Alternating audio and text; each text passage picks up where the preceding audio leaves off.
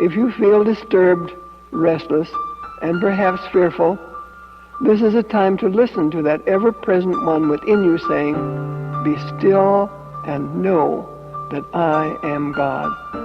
Be still and know that I am God." A line from one of the old hymns says, "All wisdom is in silence given for every hourly need." This is a good line to remember. The light you need will come as you learn to be still. To all anxious, fearful, and disturbed states of mind, just quietly and firmly say, "Be still and know that I am God." Feel and realize that this is God talking to you. A great peace and calm will come over you, and you will be assured that God is looking after you. Feel the presence of God in the quietness of your own soul. Then you will feel His presence always with you and about you.